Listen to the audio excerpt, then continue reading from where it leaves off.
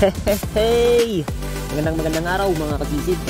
Welcome back po sa aking channel at kung bago ka pa lang sa channel ko, syempre, welcome ka. Kaya kung magustuhan mo ang video na to, huwag kalimutang mag-subscribe, i-like o i-share. Same setup mga kasisid, nakamotor pa rin ako at iba lang yung paana na aking dinala dito. Ito yung kauna-unahan kong roller gun na aking ginawa at after 30 minutes na biyahe ay nakarating din sa paboritong spot.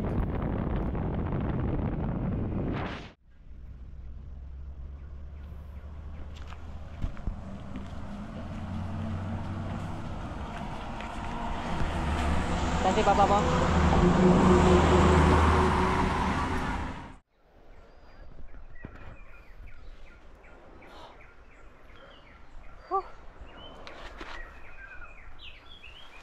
Good morning mga kasisid.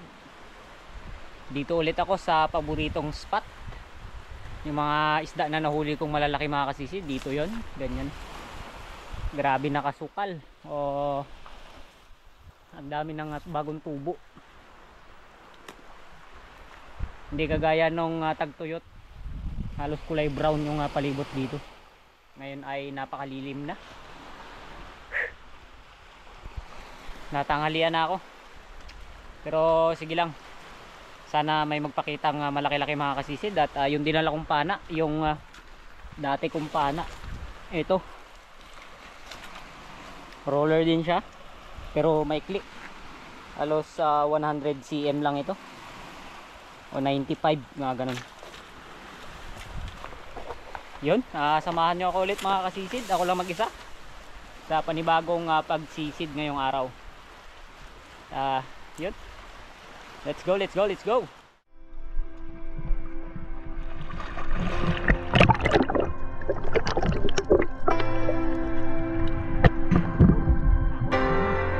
Bilang, coba lang.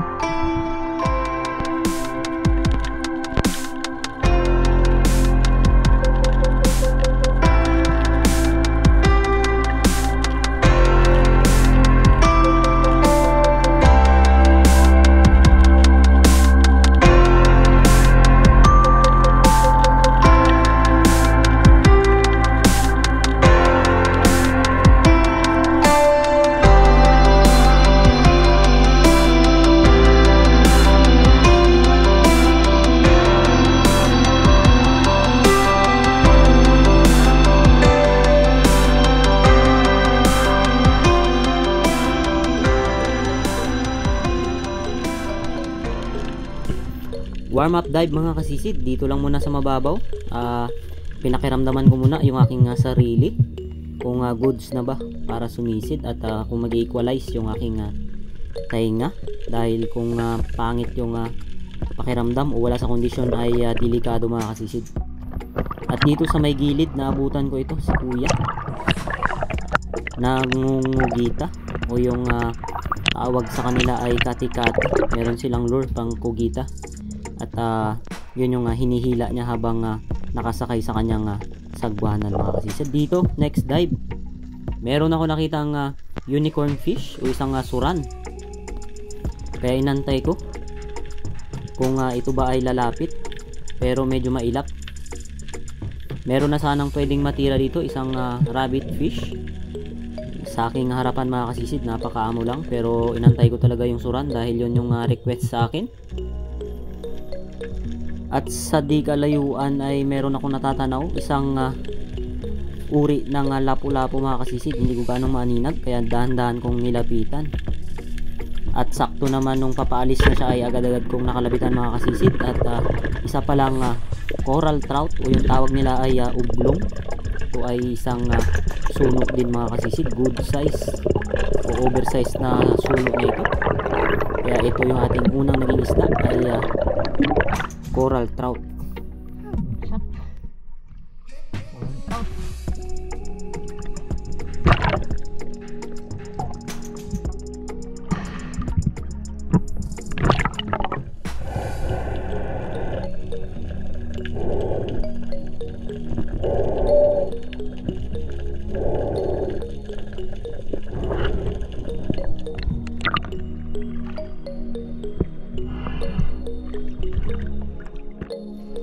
Sumunod na sisid ay same spot kung saan ko nakita yung surahan ay doon ko ulit inabangan dahil labas pasok lang siya sa kanyang butas. Ay dito ako nag-abang. Kaya lang ayaw talagang lumapit mga kasisid, kaya ako na lang yung lumapit sa kanya. At ito ang nangyari.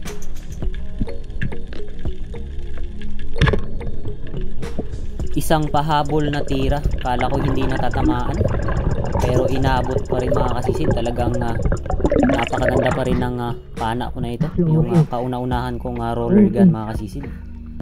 Kaya tinesting ko muna kung gumagana pa rin, pero talagang pinpoint pa rin yung accuracy at long range shot kayang-kaya pa rin mga kasisid. At ito yung ating naging pangalawang isda, isang good size na unicorn fish o yung urig na surahan, yung paborito ng bayan.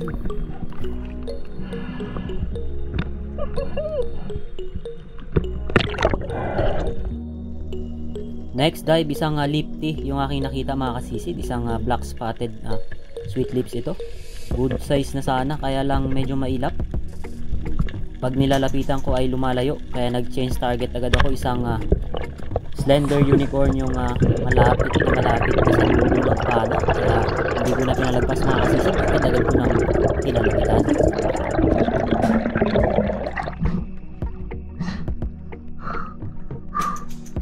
At napakaganda yung pagkakatama dahil bullseye ang tawag mga kasisid, o na mata.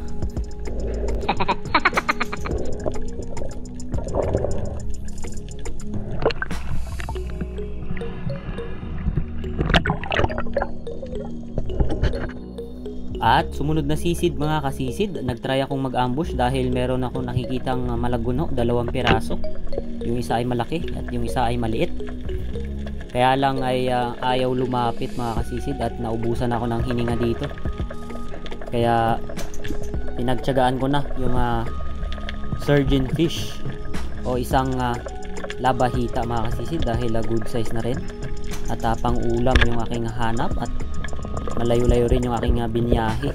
Kaya para hindi lugi ay nagharabas na rin ako kahit paano ay pwede na itong maiihaw.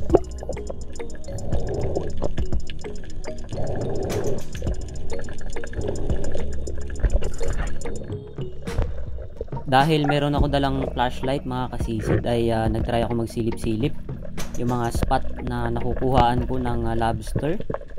Ay tinignan ko kung merong mga laman at meron naman ako nakita, kaya lang undersize pa mga kasisid, kaya pinalaki-laki muna natin ito at hindi natin kinuha.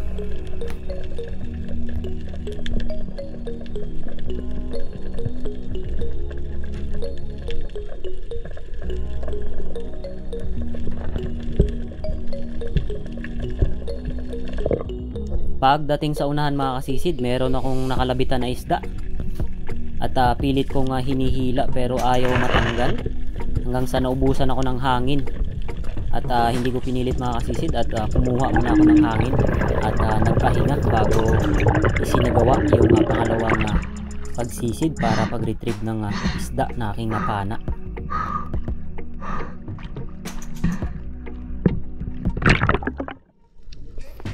At nung aking binalikan mga kasisid ay hindi na ako nahirapan tanggalin at natanggal ko naman yung pagkakasabit.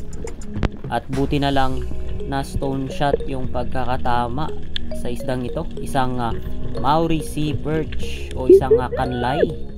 Ito yung isda na napakataba mga kasisid, o yung nag-orange yung kanyang taba. At good size at good shot mga kasisid.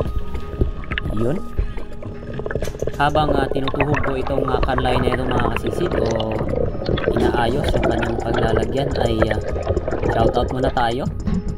Carlo Sabac from Davao City, Eric Jimenez, Aplit Aguilar, Kuya Bert Vlogs, Rock Bernardo from Malolos, Bulacan, Alex ng Las Piñas, Jose Daddy, Rapi Bantelan, Leonor Pereña, Kayadong Family from Naik, Cavite, JR from Bohol, Local Spiro from Española, Palawan, BPSO from POB Pardo Cebu, JM Gileto watching from Boracay, shoutout po sa papa ni Maya na si Butch Kasumpang at sa mami niya na si Ellen May at sa brother niya na si Agustin Elisis. Sotero Abad, Gerson Banjola, Johnny Jacqueline Ka-Fishing, Arnel Bantog, Mix Channel, Dennis De La Cruz from Nai Cavite and family. And the last ay Dodge Spiro ng Il Nido mga kasisid. At maraming salamat mga kasisid, at sa silent viewers po natin, maraming salamat din po sa inyo. Huwag po kayong mahiyang mag-comment o saang lugar kayo para ma-shoutout natin sa ating susunod na mga videos mga kasisid. Eto, next dive, Samaral Gaming, nasa tabi lang ako dahil medyo malabo na sa malalim.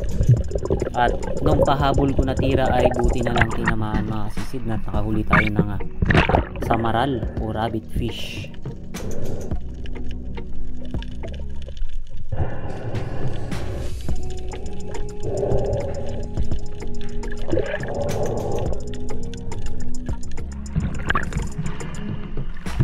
Dahil ilang piraso pa lang yung huli natin mga kasisid ay nagtiyaga akong panain pa itong mga samaral na nandito sa tabi. At ito yung sumunod na kalabit, isang samaral ulit yung ating nahuli dito mga kasisid. At after nito ay nagpatabi na ako dahil masakit na yung ulo ko. Halos sa 3 oras pa lang yung aking pagsisid ay sumakit na dahil sa sipon. Kaya nagdesisyon ako na magpatabi muna para hindi mabigla mga kasisid. At eto yung ating naging huling isda.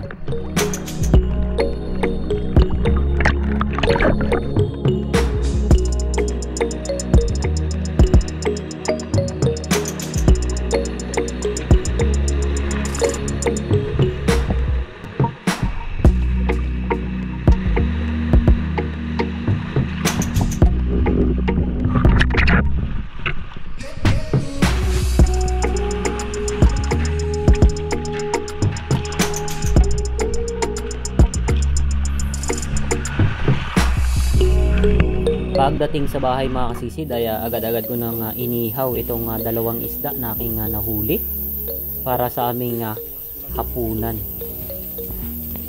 Let's eat mga kasisid. Let's go. Yun, let's eat mga kasisid. Ayun.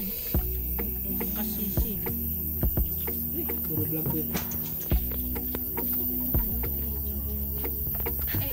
Dahil nag-request yung kapatid ko galing pang Manila ng mga fresh fish daw, ay pinagbigyan natin mga kasisid. Ito yung mag-asawa na umuwi pa dito sa Palawan ay nakatikim ng mga fresh na isda natin nahuli, dahil doon daw ay bangus lang at tilapia yung fresh sa kanilang pinutuluyan. At kinabukasan mga kasisid o yung sumunod na araw ay hindi na ako nakadala ng camera dahil nag-outing kami, mga family outing.